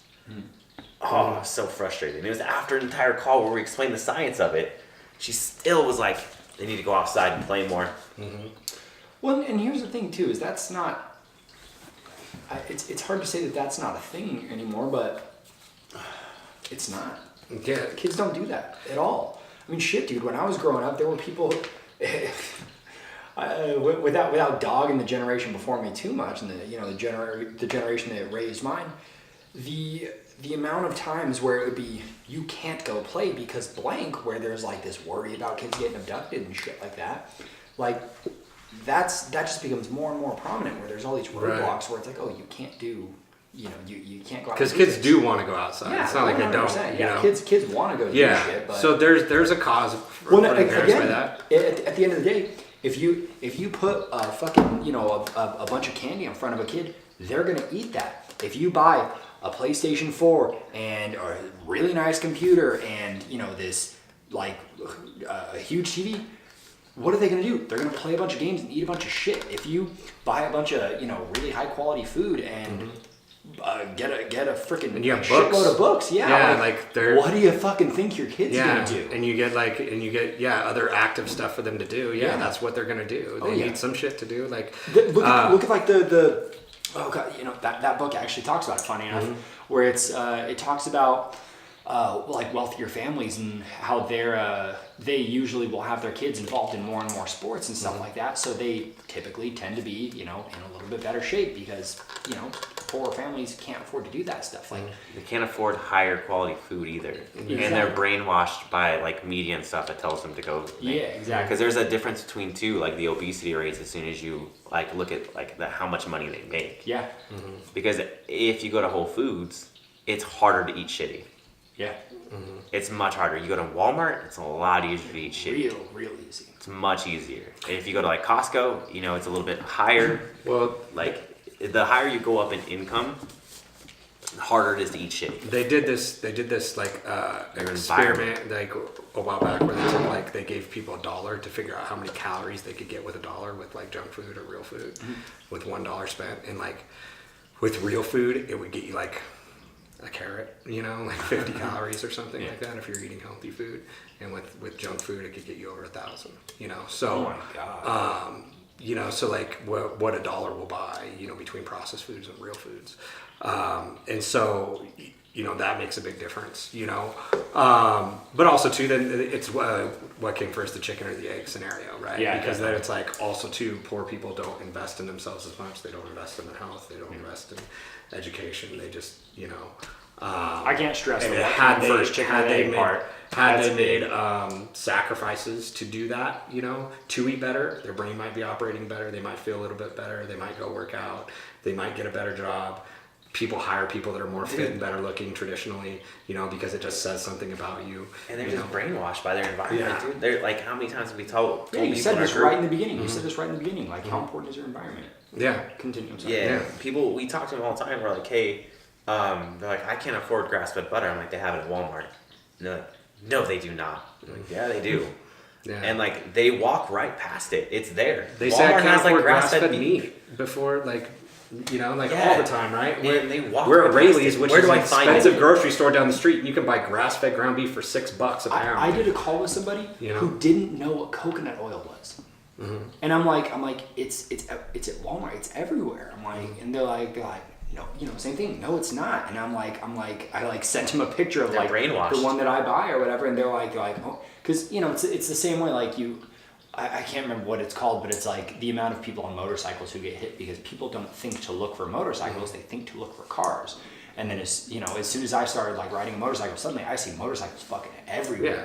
Now I can't go anywhere shopping without seeing like just the shit that you become like cognizant of. Oh yeah, it's that crazy. part of your brain that teaches you what to focus on. Yeah. The reticular activating system. One of the biggest, there it is. one of the biggest things that we do with our clients is just retrain their minds on how to buy good food. That's as big a part of it. Yeah, how to buy good food, and that's something that we focus How to on with the cook. cheat days too. Like another thing you're talking about with the cheat days, like the biggest issue in the cheat day, I think that people have the biggest problem with it is like people lose momentum. And especially when you have some momentum and you throw something in the road like that, it allows them to lose momentum and then start building negative momentum. Yeah. And it's something people have to watch out for. That's why it's so important that you're working on the other stuff, the other parts of their brain that to get to a place where it doesn't really take willpower anymore in order to have healthy habits to where it's just who they are. You know what I mean? So now they're not trying to build up all this willpower momentum again to get back on a horse, when like with him, he can have a cheat day because it's like, it's incongruent with who he believes he is and his self-image to continue to eat like that. Yep. So since it's incongruent, it would actually take willpower for him to make himself eat like that. Yep. versus many other That's an people. experiment. Let's destroy life. You know, it's true. Like you can try to get him to like slip up, and he won't. Yeah. And it would take willpower for him to be like, "Fuck it, let's go do it." You know, he would have Yeah, to use it's willpower. tough, dude. And I tried to peer pressure him a lot of times. Trust me, on a lot of different shit. So, but with other people, you know, they're using all the willpower in the world to maintain these healthy habits. And then it takes no willpower to have that cheat day, right? And now they got to start using this willpower and building this momentum again. And because that lifestyle isn't yet congruent with their self-image. And like the only real way to change that is to prove to yourself that that's who you are, number one. And to repeat the same actions over and over to where they become automatic, you know, and then also like visualization and meditation, stuff like that, and then working on other different like beliefs that you might have, limiting beliefs. Triggers, you know, dude. Just your reprogram triggers. everything. You know, there's so many different things to focus on that really come to it, but that's the biggest. It's probably the biggest factor that, you know. Eating the right foods helps to change that brain chemistry and helps to prove it to yourself, and it helps with that. It's essential, you know. But you know, really focusing on someone's self-image and their habits and stuff, and making being a healthy, fit person congruent with who they believe they are is probably the most overlooked factor, I think. You know, beyond the science of nutrition. Yeah. No, absolutely. Yeah, Yeah. that's one of the things. Like, the only reason we have a mindset section in our program is because of that. Because we know, like, if we give somebody a reward for their habits, like if they're eating how we tell them to and they're working out and they see the scale drop 10 pounds in a week, then we win. Like, they got a reward for it. So they got to have a reward. Because they can do all these healthy habits. If there's no reward, they're not going to keep fucking doing it. Yeah. But like, we also know that they have to be reprogrammed. Like, mentally, they have to be reprogrammed. And like we were talking about the other day, like we've had people in our program go from like 300 pounds to like 150. And every single overweight person in our program can do that. But a lot of them stop at like 250. And you like wonder why. Like, well, what is that? Because they were okay with just being less fat. Like, they didn't identify with They still themselves. see themselves as a fat person. Right. Exactly. Yeah. They didn't identify with themselves as a skinny person. They were so locked in at that they took that brief amount of success and they said, this is a lot better than what I was, and I'm happy with it, and I'll never be that skinny person. Was if their self-image doesn't change, because we talk about it all the time, it's a self-image, it acts as a thermostat, you know.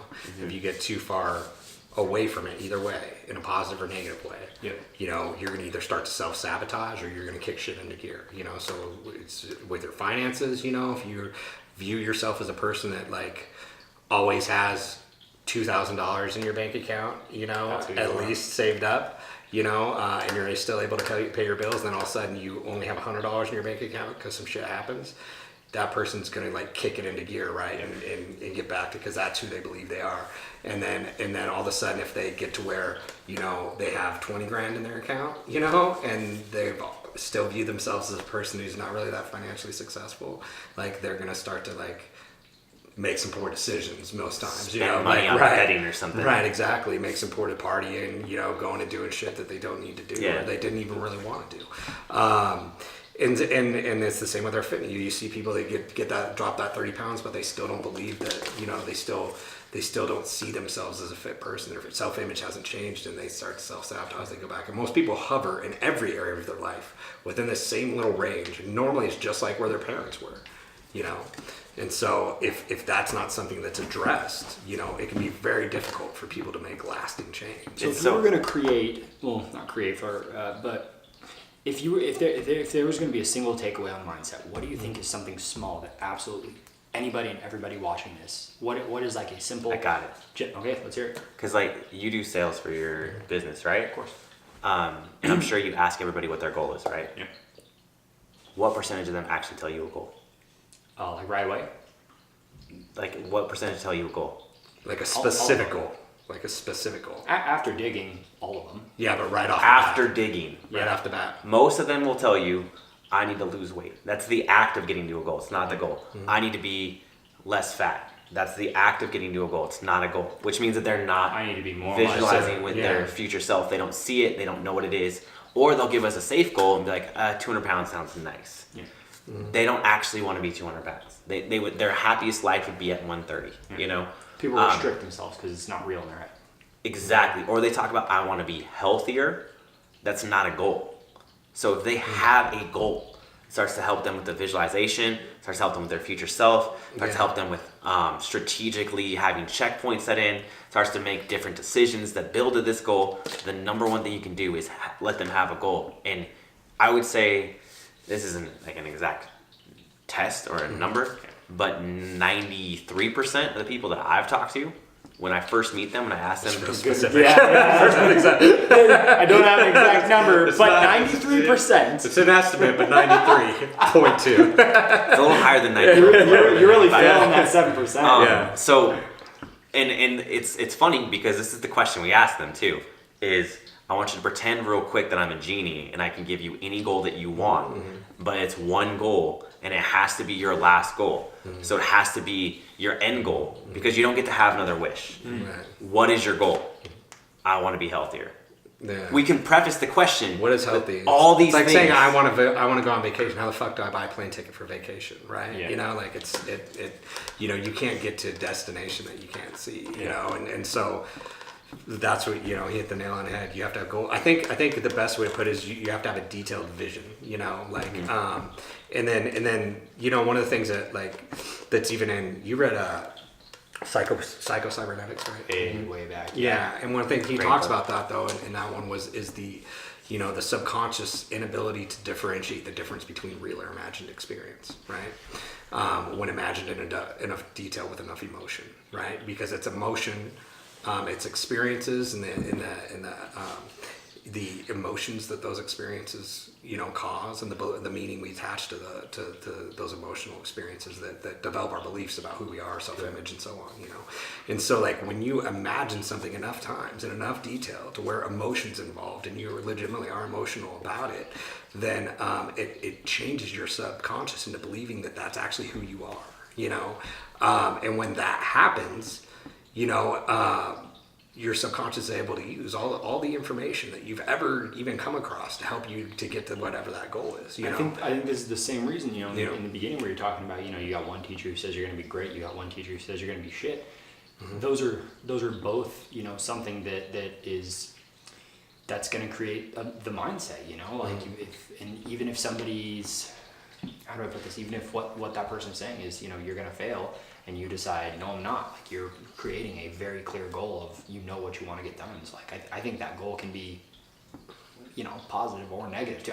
I do personally think a positive goal is a little bit better rather than, you know, I'm going to fucking prove this person wrong. But it's more a motivating factor, you know, like an underlying motivating factor. But like the difference in those two though is like that area that we're talking about where you develop those beliefs, that happens when you're young, you know, like that's why it's so different to have a teacher tell you, yeah, you're never going to do that when you're young, or a parent be like, yeah, you know, suck at playing the piano or something like that, you know, because you develop, you have that influential person say that, and then you think that, I mean, they know, they're who you look to make sense of the world, you know, and so they tell you that at that age, and that's what you believe is true, like that's what you believe is true about the world around you and about yourself. You know, because you're so impressionable. When someone says it and you're older like he was, and he has, and that him telling he has such an ingrained self-image and stuff, and her telling him that at that point, you know, that's the power of self-image. He's like, fuck you, you know, like that's, no, and enough times know, proving people wrong too when they've disbelieved you. Yeah, Because exactly. Like when you're 24, like you've proven people wrong so many times, dude, that you're like, all right, like. Right, when you also at that age, you know that people are wrong about shit too, and that people are like, when you're young, you look at an adult and they know what they're talking about. You know, when you're older, you know, you look at someone and you're like, bitch, what the fuck do you know? You know, like, you know, like it's easy when you're older to be like, well, that person's saying that because they obviously don't believe in themselves and they don't believe, they don't know what's possible. You know, like. Yeah. Who again, with this being another big thing, who shouldn't do the keto diet?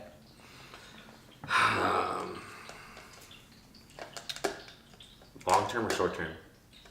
Both. I feel like there's a lot of arguments for short term. There's like one person there's like one genetic like mutation, I guess you could call it, that occurs in like 0.1% of people or something like that, where it Shit, man, cross your fingers. That's yeah, I forget what it's called, which I should really know for this podcast.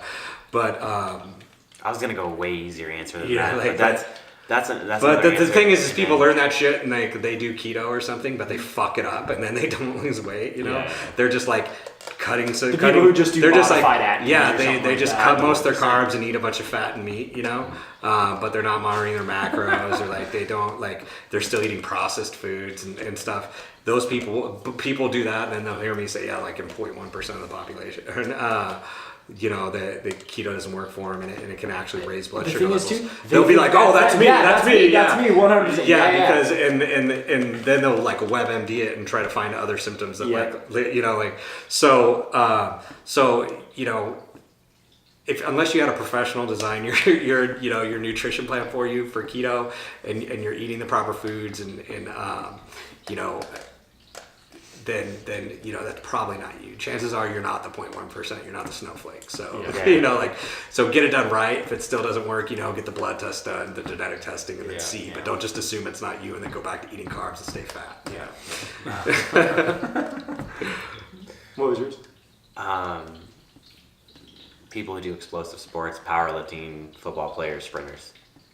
All right, that's way easier than brains. Fuck yeah, it is. And keto can be like you have to remember too that like people can there's athletes that can stay into ketosis eating like 200 and something grams of carbs a day, you know, 300 grams of carbs a day, depending on how much muscle you have. Yeah. How much How hard glycogen your those workouts muscles are. can store, how hard your workouts are, like, you know. So I mean, it you know, it depends. It depends on several different factors, you know. With the no days off and, you know, beast mode bullshit mindset in the fitness space, when should people work through soreness or pain, and when shouldn't they? Barring you know, severe joint issues and stuff like that, like just muscle soreness. When do you think is the right time to continue, and you know, when you shouldn't? So like their muscle is sore? Yeah, you know, like just general like gym soreness kind of deal. You know, you go to Like the we gym. were just talking about this. I haven't not been sore for 20 years, you know, in some way. So like, you know, I think you have But that specific muscle. Right. Like if your chest is sore, right. like you shouldn't do a workout. You can move that muscle and like Yeah. help it get like a blood circulation flow in and there, use yeah. solenoid fluid, and you can like mow it. So just to clarify, because this is, I agree with. Obviously, you're not going to go bench, you know, heavy sets of 3-4 days in a row. But if you do a heavy set and then the next day you're just going to go do some, you know, like really light flies, get some 50 blood flow. push-ups or something like Yeah, that. yeah, something like that. Mm-hmm. One of the things that I've seen with a lot of people that really frustrates me is people who are doing, because I like full body workouts. I personally prefer them, and with a lot of my clients I've seen. It's working great for you too. Eat shit. I actually, honestly, the biggest fucking drawback for me was I was like never fucking eating anything. But Sure, whatever, dude. go ahead, bud. Dude, we have full body workouts in our program in certain Yeah. spots. Yeah. Yeah, Go ahead. so- Fucking talk some shit, dick. It just Can't take the it fucking depends, jock out of you. You know, it depends what the goal is, and you know. Yeah. Yeah. No, And it depends if your full I'm body happy work. It 190 depends if 200. it depends if your full body workout is the line of machines. You know, up in Yeah. the gym. You know. Well, no. So what I'm saying is, people who are doing full body workouts and you know they're going to failure 4 days a week with full body workouts. Like that's insane to me. But like, I'm kind of just thinking out loud. I feel like you do it 3 though. Yeah, three's doable. You know, but like people who are, it's like, you know, just absolute failure. 2 days in a row, take a day off. 2 days in a row. Like that's craziness to me. It's But- trashing your CNS, and it's like trashing your recovery system. And unless you're like juicing, like you're not actually promoting the right type of muscle growth, dude. And you're gonna overtrain and have the like adrenal fatigue symptoms too as well on top of it. Yeah. But I'm a full believer in, like you said, like balls to wall, beast mode every single day.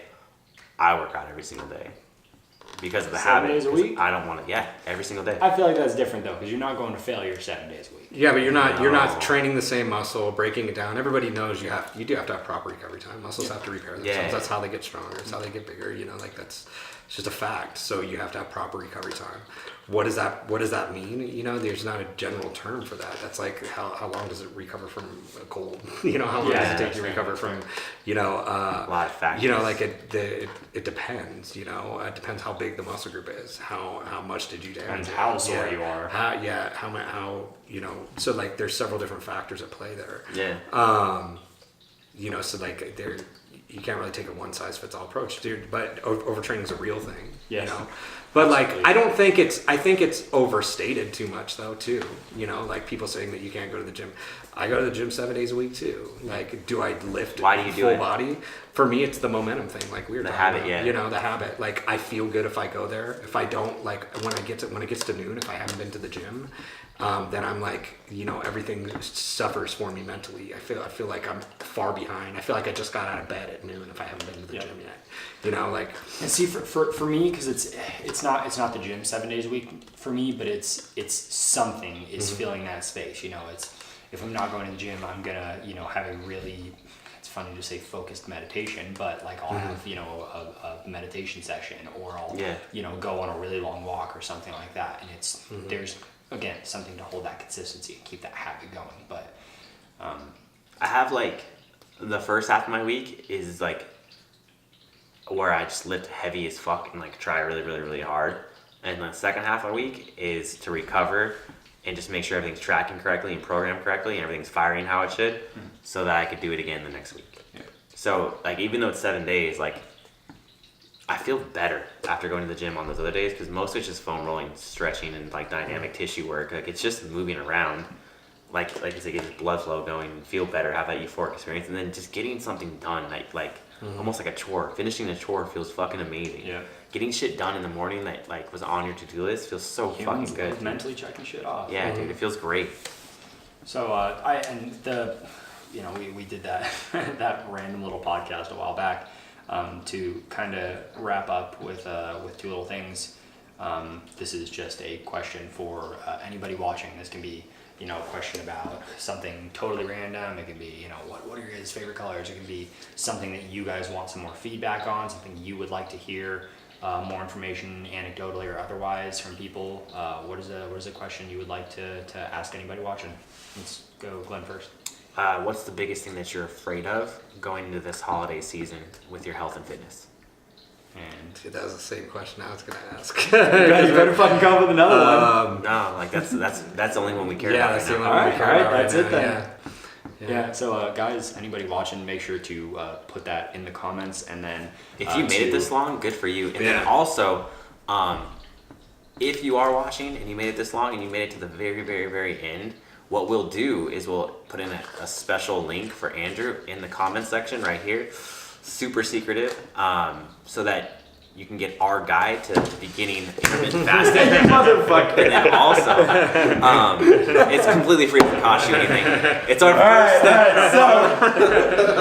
It's our first step in our 5-step reset process for you to reset your metabolism. All right, see you guys later. Thanks for watching.